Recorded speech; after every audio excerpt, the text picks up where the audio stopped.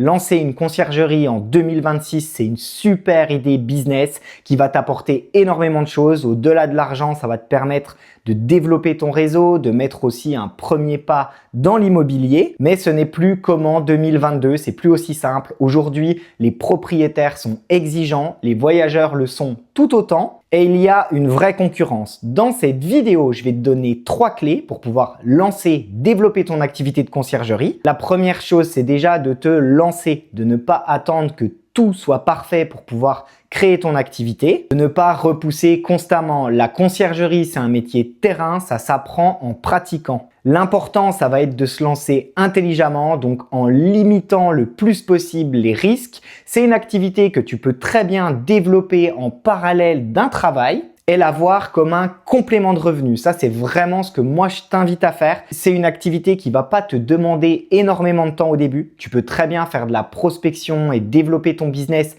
pendant tes jours de congé et les week-ends parce que ta conciergerie, elle peut très bien tourner avec 1 ou 2 logements au début et ça ne demande pas à être H24 disponible. Et justement, pour lancer ton business intelligemment, il va vraiment falloir que tu évites les frais, surtout au début de ton activité. Donc, pas de création de société, pas de charges fixes, de comptable à payer tous les mois. Je te conseille vraiment de te lancer en auto-entreprise à tes débuts.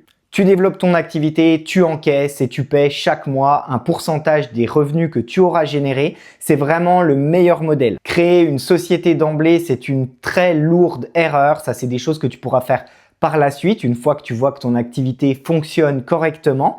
Le plus important, ça va être de gagner de l'argent et que cet argent, il aille dans ta poche. Pas que tu commences à redistribuer cet argent à l'État, que tu doives te verser un salaire, à payer un comptable. Et il y a une deuxième erreur, c'est celle d'investir aussi de l'argent dans la création d'un site internet. Ça y est, on est en 2026. Donc, créer un site internet sans audience, sans trafic, sans référencement, avec le nombre de conciergeries qui explose aujourd'hui, c'est compliqué. Et ce dont tu as besoin au début, c'est pas d'un site internet parfait que d'ailleurs personne ne va consulter, c'est de visibilité. Et aujourd'hui, la visibilité, elle est sur les réseaux sociaux. Tu peux montrer ce que tu fais, expliquer ton métier, interagir aussi avec des clients propriétaires, créer de la confiance, montrer ce que tu fais. Aujourd'hui, c'est vraiment l'humain qu'on recherche, pas simplement un site vitrine. Donc, au lancement, ce qui est important, c'est de concentrer toute ton énergie sur la prospection, sur le développement de ton activité. Parce que quand tu démarres, tout le monde veut te vendre quelque chose. Entre les formations magiques,